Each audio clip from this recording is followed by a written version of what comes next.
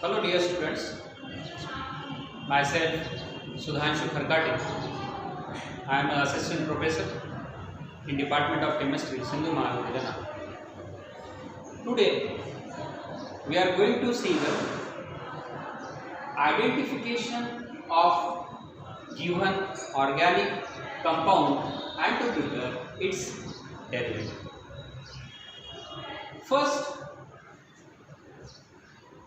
we will see what are the various steps involved in the identification of organic compound.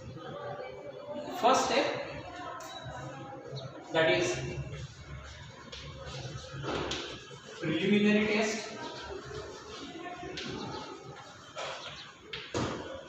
In the preliminary test, what we have to do?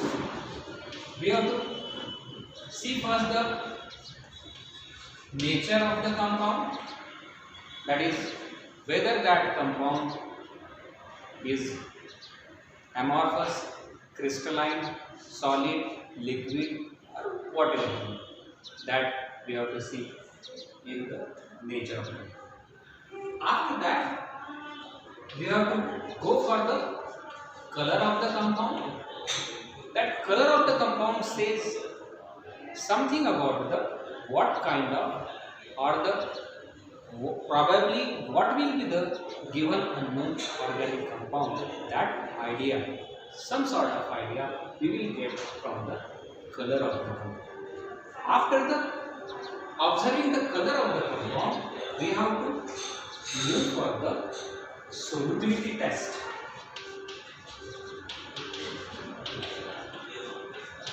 That solubility, we have to observe whether that compound is soluble in cold water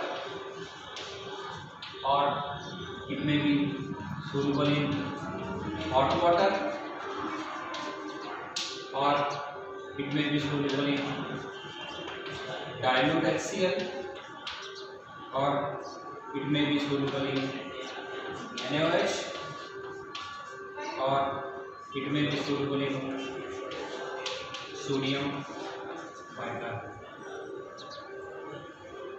We have to check the solubility of the given organic compound. After the solubility of the organic compound, we move toward the next test, that is action of heat.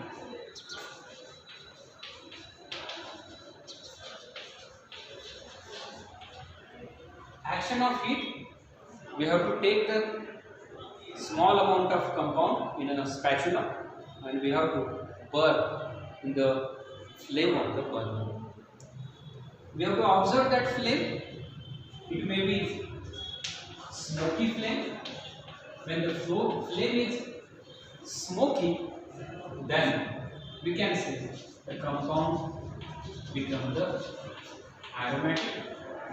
And when the flame becomes non-smoky, then we can say the compound will be alcohol.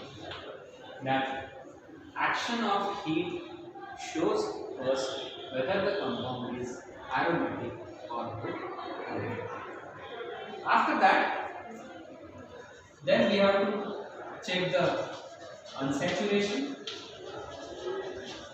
whether that compound is unsaturated or the saturated. That we have to check. For that, what we have to do? We have sulfur.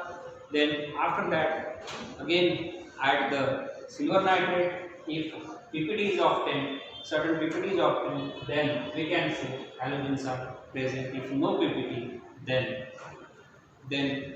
we can say halogens are absent. If white PPD is there, then bromine is present. If pale yellow PPD is there, then bromine is present. If light dark yellow PPD is there, then we can say the iodide is there. So what kind of extra element is present? It depends upon whether the out of the three tests, which test comes to be positive. After the detection of extra element, we have to move for the next test, that is functional test. function group. Organic compound contains various function groups, that is carboxylic acid, phenolic, then aldehyde, ketones, then amides are there, analytes are there, esters are there, and so on. For that, every functional group is having their own test. That test we have to perform. If test is positive for the particular functional group, then we can say that functional group is present. For example, carboxylic acid. For the carboxylic acid group, if we perform the test for carboxylic acid group, two tests are there.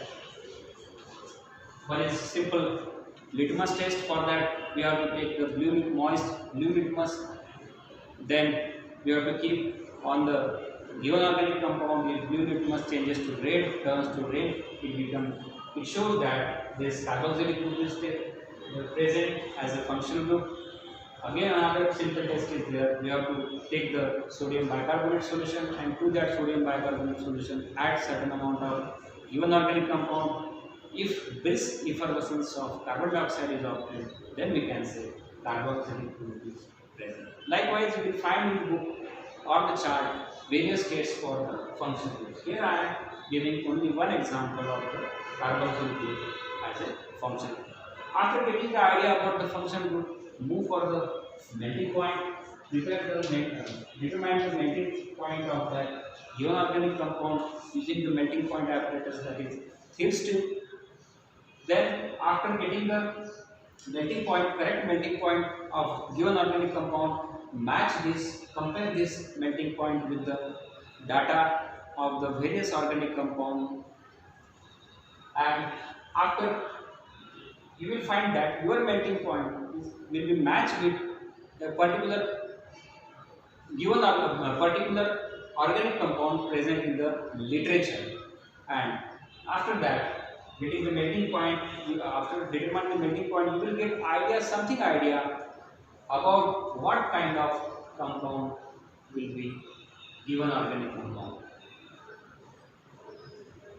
You will get idea from the action of heat, unsaturation, then extra elements, then function group, then melting point.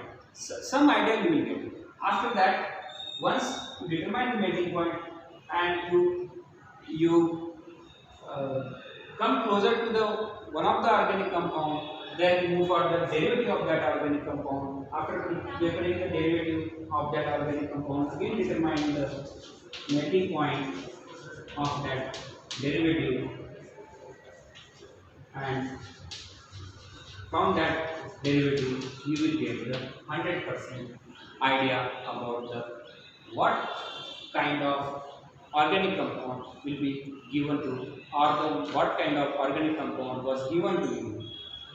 And these are the various steps involved in the identification of organic